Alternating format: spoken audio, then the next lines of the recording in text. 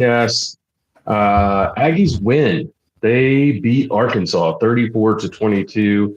And we actually brought the show forward one night. We were planning on kicking this thing off tomorrow night, but we had to jump ahead because things have they've gotten out of hand already.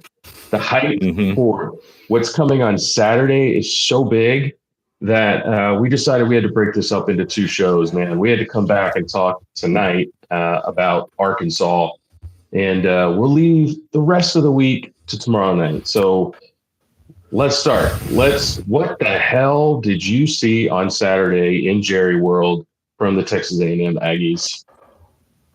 Boy, we saw. Well, it's interesting. We saw kind of what we both expected, right? Or at least talked about. We had lunch Thursday or Friday before the game, and we're kind of talking about what we thought might happen beyond what we said in our last show. And I was like, man, I am tired of these games where how many times in the last few years have we heard from Arkansas fans after the game? Well, we were clearly the better team. We just didn't win, but oh well, we were better. We didn't win. And man, we're just tired of it, right? Because guess what, guys? When you keep losing, despite playing better, if you think you did, I don't know, whatever. When you keep losing, that's because you're not the better team. And the other team just is better. And they play bad and they still win. That's what happens when you play bad over and over again and you still win. It's because you're better than that team. But anyway, that's neither here nor there. I'm just tired of those types of games. And I was like, it's always so crazy in Arlington. I just wanted to win one going away in a convincing fashion just to shut them up for 12 months. Maybe. And we did. And we did, well, kind of. I mean, Sort of. you came back and you were like, yeah, but you know what? It's kind of fun, isn't it? Because Jerry's up there in that booth and he's got to hand out that trophy afterwards.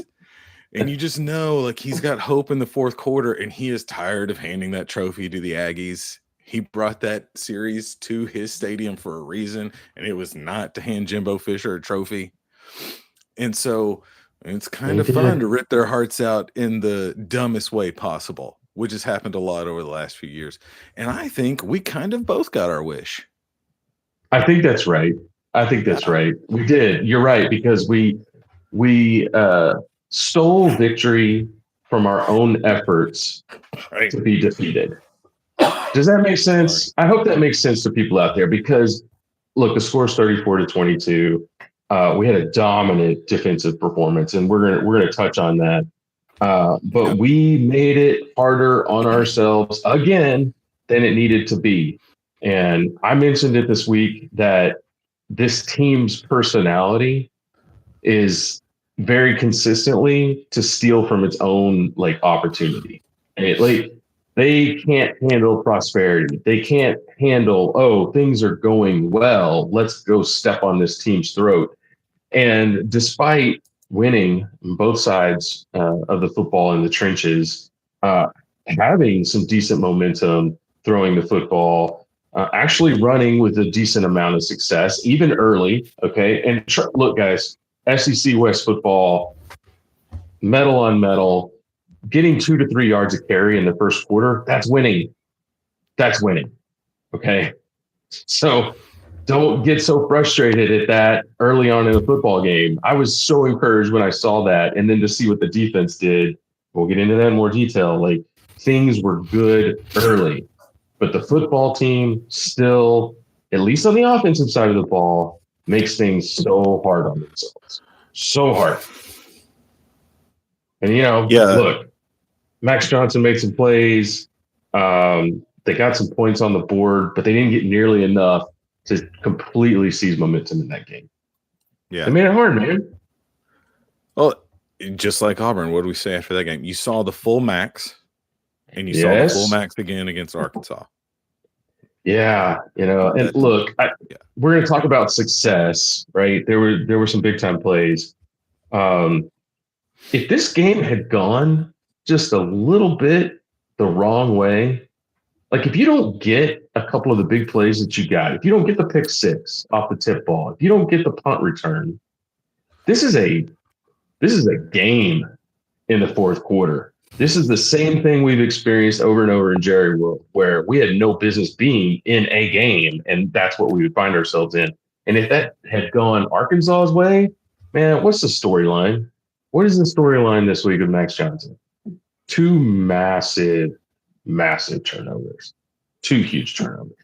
200 yards passing, but two turnovers that turned into maybe three. Right? So there's a fine line in every game. Okay, in every single game. But fortunately in this one, the defense came to play in an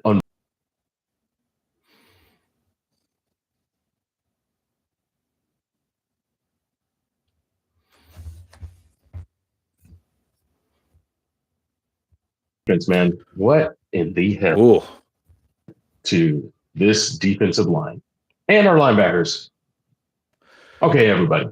Yeah, everybody. No, I think it's very important to point that out because it's everybody. Because well, I think it was actually before the Auburn game. Somebody, an Aggie Twitter account saying, "Hey, what's the biggest thing about this game?" I think I said tackling then, and tackling was okay against Auburn. They made a few plays here and there, but for the most part, it was pretty good. But man. I know the first couple of drives, they converted a lot of third and longs, and some of that was tackling. But boy, once things really heated up and that defensive line got going, you were gang tackling like crazy at every position. Everybody was getting in on it, man. And that is so critical against a guy like KJ Jefferson that is 250 plus pounds. A smart runner, and tough to bring down, and that has been a frustration of mine for ages, not just with Aggie football, but with like college football in general, right? Even going all the way back to like the Vince Young days, right? Like, stop trying to make highlight reel tackles on these guys. Like, you can't do it. You've got to grab on and hold on and wait for help because they're hard to bring down. And that's what these guys did, man. I think what really stuck out to me is I think, everyone's been talking about Shamar Turner the last few weeks, right? Because he's just showing up all over the field, making plays, 20, 30 yards down the field to chase guys down. And it just felt like the defense as a whole was really starting to take on that personality, right? And play with their hair on fire. And that, the 90s wrecking crews aren't coming back. That's just not football in 2023. But if you've been frustrated about what the defenses look like, that's it, right? You've been sitting there watching other defenses that just play angry and like, I want that for me. Please give that to me, right? And we finally got it, and that was what we saw. You just saying that like made the hair on my arm stand up, like the old school wrecking crew, gang tackling, dudes have no choice. They're snapping the ball, and when the quarterback's snapping the ball, all he's thinking about is the truck. Which direction is the truck going to hit me from? Because it could come from any direction. And honestly, that's where KJ Jefferson found himself on Saturday.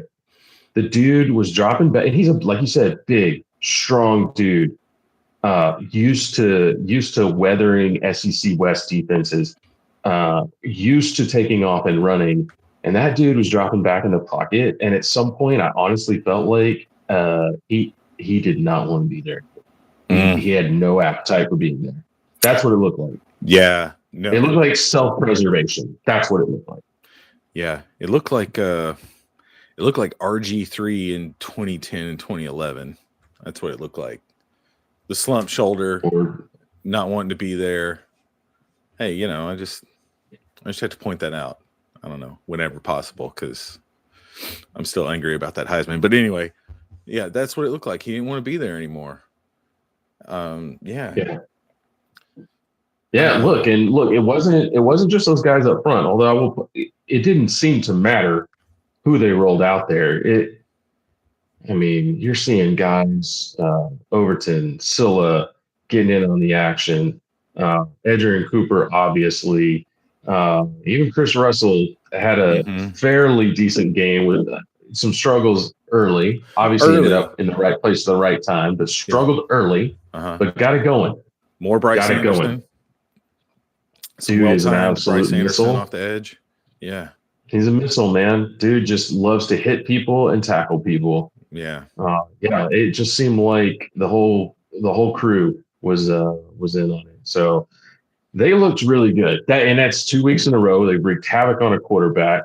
Against two very different offenses. Mm-hmm. Those two offenses want to attack you very two different ways, and that was really encouraging. I thought they would play well. I just don't think I expected. I know I didn't. I did not expect to see what I saw. I thought I thought Arkansas would put up a better fight up front, but I think this group is just too good right now. I think they're just Yeah. hitting their stride, man. They're learning how to play, and they're playing angry. You nailed it, dude. They're angry. Yeah. I think you got pretty close. I mean, I was, a little bit, I guess, pessimistic, saying I thought they were probably going to get their normal 30, 31 points. And I think you said, you're thinking maybe more 20 to 24, somewhere in there. I guess offensively they scored 17, right?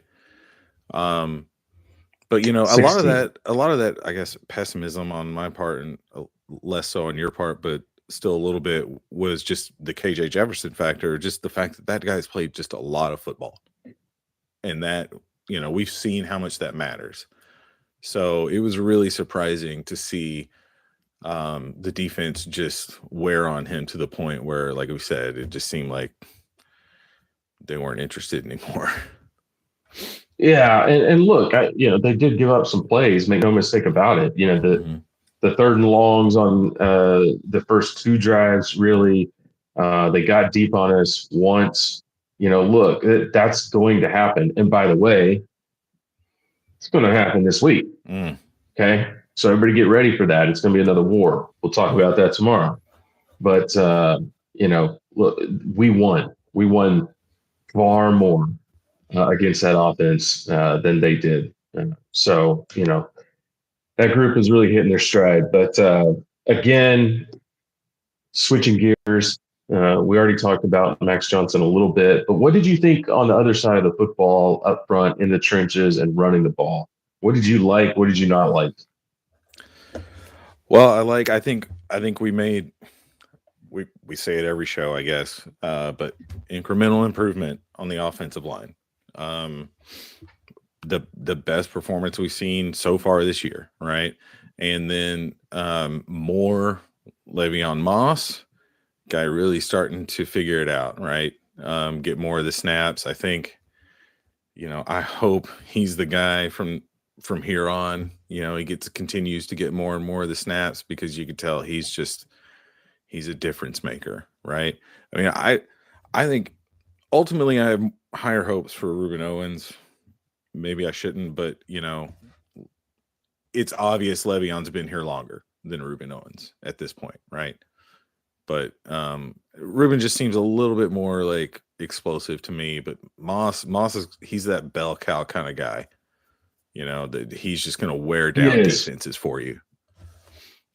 Yeah, and something interesting, Jimbo did mention that he's healthy and that he started off the year a little banged up, and he does look more explosive now than he did in those first couple of games. He's really starting to show out quite a bit, and he's showing an aggressiveness to hit the hole, to hit that seam, to get through it, and he's quick. He's quick to the hole. It's certainly quicker than Daniels. You and I have harped on that a lot, that the blocking is there. You got to get in there and you got to make something out of it. And Moss just seems to have a knack to do that. And, I think in the open field, I think Owens is the kind of guy he's going to make more in space. Both of them show an incredible ability to catch the football and do something with it, and not the perfect pass either, right? A little bit off balance, behind you, whatever, get it and go. They both do that well. And that's going to be really important going forward too. More critical than I think most people realize.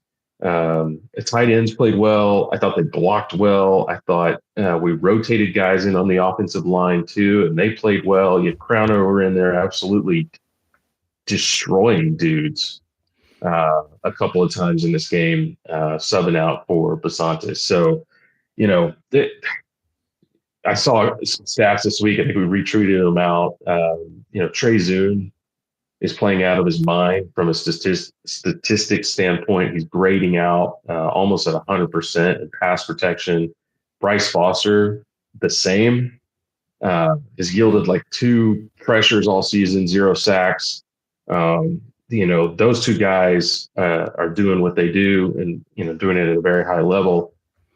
And I don't know, every week those guards seem to be more in sync with what Bryce is doing as well. It's perfect time, man. Perfect time to start gelling. I have been higher on that group, I think, thus far than most people. Yeah. I'm not going to apologize for that because they were really bad last year as freshmen and redshirt freshmen with very little experience. And the most experienced guy that we had last year, he ain't playing. He's not playing this year. Right. So look, Bothery, where's that guy? Okay. He played in the first 2 games in backup duty, and we haven't seen him since because the guys that are in practice every day and are performing, they passed him. Right. So this thing is in such better place than it was a year ago. And, finally, the Fire Dazio tweets have largely disappeared. Right. And, it is what it is, man. It's amazing what happens when you've got dudes who know their assignments and who've been in a weight room for a year on both sides of the ball in the toughest division in football when it comes to physical football play. So I think I just said football about 5 times in 15 seconds. Yeah, they're just better. They are, and I mean, there's still been some grumbling, and I even said earlier this week on Twitter that like we have lost all perspective on what good offensive line play is. Like we just have, because they've been good. They haven't been great, they haven't been what you want, but like our expectations are just a little bit out of whack, I think, for what great offensive line play looks like in college football. And yeah, the Fire Adazio, look, I'm not going to pretend to know the ins and outs of offensive line coaching. But you and I were saying all off season, like, look, it was bad, but I don't know, because let's go back 4 years or whatever. And the, God, who was the guy that was here before Adazio? It wasn't Turner. It doesn't matter. They were calling for his head after the 2019 season. And lo and behold, after another year in the system and another, just year of maturity from those guys, as 2020 went on, they really started to gel, and you were so excited about your offensive line. So, I think we're just taking, a very reasonable wait and see approach before we just can Adazio in August. So, I don't know. I don't know how it's going to play out. I don't know what's going to look like next year, but I think, we're on the right track. I do want to take a second just to reset. We've got a few people on the stream now, thanks. Share the show, please. And just to remind you, we're going to do another show tomorrow. This is really just going to be about Arkansas. Alabama week has already gone off the rails. It's only Tuesday, and we're like, you know what? We want to devote an entire show to that. So we're going to do that.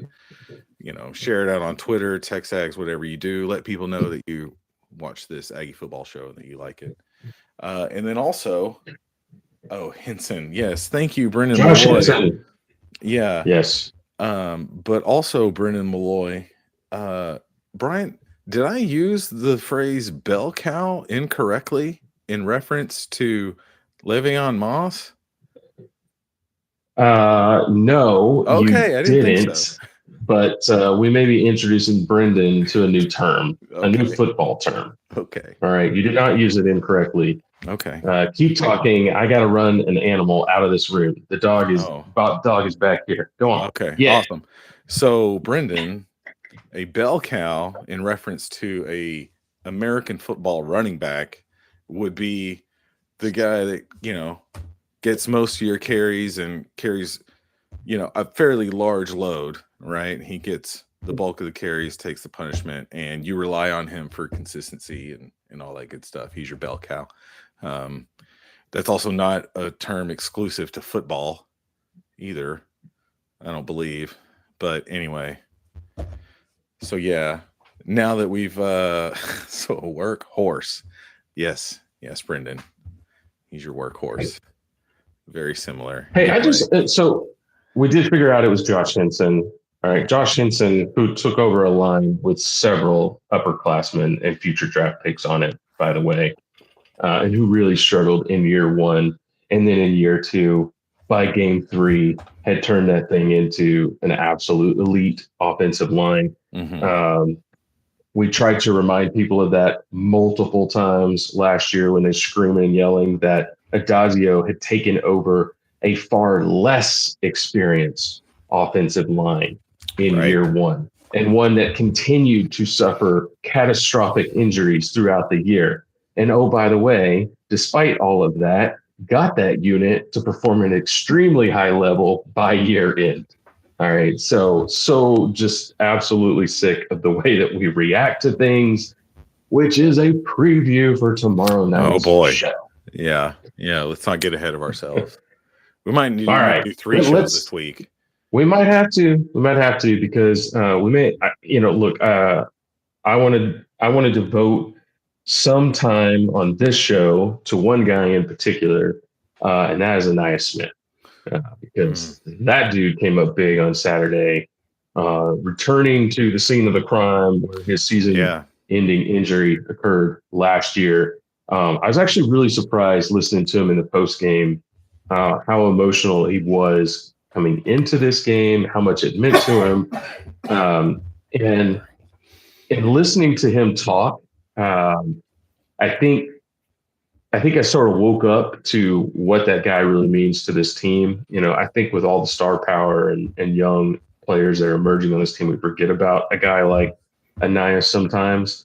But that dude is leading in that locker room, and he's kind of that emotional heartbeat of the football team. And that really became apparent. And when they needed a play, that sucker made a play. He made a big time punt return, taking that sucker back to the house. And anytime I see Anais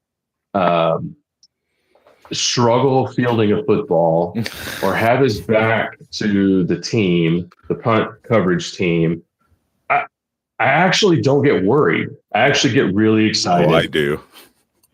I can't help but scream no.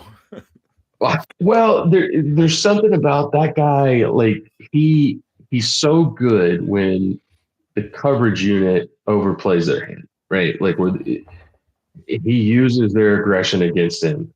He's such a natural runner, and in space. And man, he had a cutback in that punt return where he cut back to the left, and he sort of stepped through 2 defenders, cut it towards the pylon, and accelerated all at the same time. And you don't normally see that. It actually reminded me of Devon Achane against Alabama, and where he hit the corner and just took off. It was almost the exact same visual on TV, but it's something that I'm not used to seeing from Anais. He had a different gear, and he doesn't always come across as the fastest guy on the field. But man, he accelerated through that contact and just made an unbelievable play when they absolutely needed it. They needed it bad. They did. Shout out to him. There was another big catches. He was very close to losing his balance too. Like you forget, like you're right. He doesn't have the top end speed that's flashy, but he's got a lot of that just kind of human joystick, like balance and quickness to him. That was a fun one. He worked for that punt return. That wasn't just hit the hole with speed. Like there was everything there. There was vision and timely cuts and then running away from guys when you had to. So yeah, that one was very exciting, and like you said, needed it. Um, yeah, a lot of big catches from Anias. One on I think a third down fairly early in the game. Um, when Max made a throw that we have to come back to at some point this season. I think you immediately said that's a throw that gets you drafted.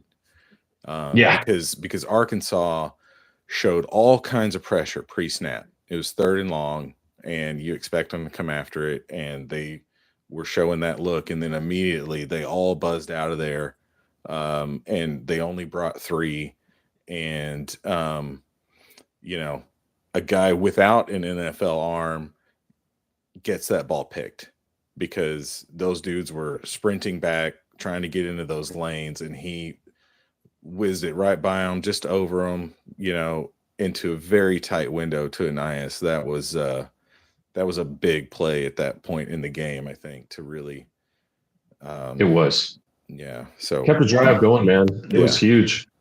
And, it's funny because a lot of times Max doesn't throw the piss missile, mhm. right? Like that touchdown to Stewart, he's lofting that right into Stewart's arms. Are you watching? Are you I'm waiting for the waiting to see if commentary? Brandon is asking what a piss whistle is.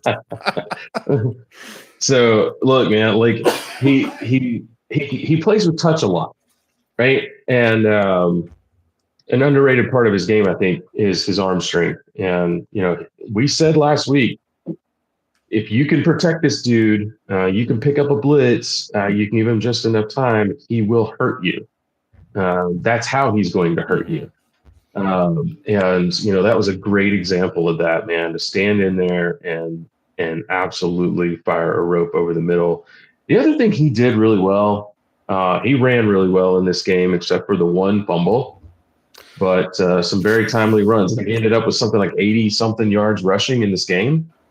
Yeah, there was Uh, one long one, but I'm telling you, man, I need to see more sliding or getting down before contact I because don't like the taking on of contact. I yeah, agree with you there. yeah. Although I think we also and Jimbo commented on this, how his philosophy is, when dudes are sliding, they're exposed a lot of Mhm. times to injury. I don't know that I agree with, at least as an Aggie, what we have seen over the last couple of years doesn't always seem like that's the right route to go. It seems like guys are getting hurt more, you know, into contact. Um, Yeah, but you can but I slide head would, first without jumping into contact, you you know, can, and you can roll you onto your can. non-throwing shoulder and all of that. And I would just, yeah, listen, dude. I mean, how did you feel when you saw Max get up holding his wrist? And I couldn't tell if that was his throwing wrist or not. I actually don't think it was. I think it was his offhand that was hurting him. But It was his still, offhand, but I was immediately trying to grab the roster because I don't know who the other guy is. I don't know who number 3 is, man. no, I don't So either. now he's number 2. Excuse me. Yeah. So I just kind of assumed it would be Anias, and we'll go from there. I wouldn't hate it. No, I think it's the transfer. We've got like a transfer It quarterback, is. and then Marcel Reed is number 3. But whatever. Yeah, I mean, look, it's not good if Max goes down. It's not going to be a good season. So, yikes. But Yikes. I don't know. You can't play too scared. Um, So look, we do have a whole nother show, like you said, coming up tomorrow night. That one's that's going to be loaded. But I think the one thing I wanted to finish up here with this game is how going into this football game, the expectations for this team were still really low around the country. Game day was a unanimous pick for Arkansas. Look, I no, think that's no. We had one. I think it was Desmond. it was Des. Yeah, You're right. and that is against the spread, right? They pick those games against the spread. No, I don't think so. No, I think they do. I think it's Don't they? outright. I think you're wrong. All right, Casey says it's outright, and I'm wrong. Yeah. Well, screw those guys. That's my message this week. Screw those guys. But no, look, after the game, there's been a lot of talk about who the best team in the SEC West is, and a lot of guys kind of waking up to, okay, this seems actually pretty good. They're waking up to what we were trying to say even after Miami. Right. But to be fair, we were also saying these things got to get better, right? Mm-hmm. But it has the opportunity. All the pieces are there for it to get better. And for the most part, it is. It's starting to hit its stride. This offense has to stop the mistakes. It has to stop the drop passes. It has to stop giving up touchdowns, right? It needs to take advantage of the prosperity that it creates for itself and then pisses away. But I think where they stand right now, they have put themselves in a position to go toe to toe with anybody on their schedule, anybody. And that's creating a problem that we're going to address tomorrow. What else? Tomorrow. And with that, this show's in the books, man. Everybody come back tomorrow. We're going to talk about Bama. We're going to talk about must-win games, whatever the hell that means. We're going to talk about expectations that people have. And we're going to talk about one tweet in particular. I can't wait to bring it up. I almost want to read it tonight, but I'm not going to. You should. We'll save it. No, I think you should to preview. All right. Because I don't know which one you're talking about, to be honest. So, okay. All right. Or is it the one? No, I don't know. Vamp, man. I'll find it. Is it mine? The one that... No, it's not yours. It's not yours. Oh. No. I got to find this. Is it your quote of Chris Felica? No. Oh, okay. Man, this is bad. Well, anyway. Right, nobody's listening at this point. We should be... While Brian's doing that, I think you should all read up on your 3-man versus 4-man front this week, because there was a tweet. Do your homework. A few days ago, because we've been very vocal about just forget it. Stop watching, and counting dudes on the front. Stop counting dudes with their hand on the ground. Like, you're missing the bigger picture. You're missing the point. And then I got so sick of it that finally, this weekend, I just took some screenshots from the game of a couple of different fronts that looked very similar and said, look at these fronts for me. Are they 3-man fronts or 4-man fronts? And several of you got it right, and a lot of you got it wrong. And look, I'm not going to sit here and claim to be a defensive expert. My only point is stop counting dudes with their hand on the ground. It doesn't matter. It doesn't affect how many guys you can bring. All right. It doesn't really affect whether or not you can stop the run. And it's pointless.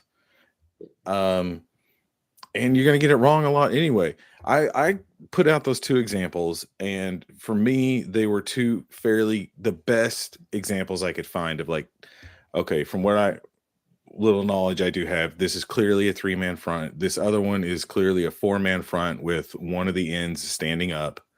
All right. But when you look at like their actual gap responsibilities, they're different fronts. A fairly simple case, and a lot of people got it wrong. My real point is that if you ask me to chart the entire game, I'm going to be wrong a lot too, because those are the 2 simpler ones, right? There's others throughout the game where I'm just watching. I'm like, I can't tell, So just my only point is just stop worrying about it and try to enjoy some football. But anyway, what do you got, Brian? And stop longing for the days of Mike Elko, who gave up a 4th and 16 with the game on the line with a 3-man pass rush at home to Notre Dame on Saturday. I'm sick of people saying, fire Jimbo. I want Mike Elko. Can we get Mike Elko back here for the love of God? The 3-man front came back to hunt Mike Elko. And guess what? It was the right play call in that situation. It was the right play call. Oh, It God, didn't I thought I've been work. taking crazy pills. It did work. It didn't work. No, well, you're right. But it did. It did. But a guy made a play. A guy made a play on him. But he didn't have anywhere to throw the football. Okay. Right. A guy who stands in the pocket and throws the football. Didn't have anywhere to go, and nobody got home on him. He got out of the pocket and somehow made a great move and got the first down. And oh, by the way, on the previous play, they dropped an interception. So the difference between Mike Elko being a certified defensive genius and a GOAT on that night was another 18-year-old kid not making a play. I don't know what to tell everybody, but your hero sometimes gets bit too. It's almost like you had to execute. Execution. Yeah. Oh my gosh. All right. I'm going to tee it up with this because I'm teeing up tomorrow. You posted, it's only Tuesday. We've already built up this game to be a referendum on the next decade. We never, ever learn. All right. To which somebody came back and replied, the whole point of the last 6 years was to build up and recruit for the moment Bama showed any signs of decline where they might be beatable. And here we are. All right, folks, we're going to talk about this tomorrow. See y'all later. Bye.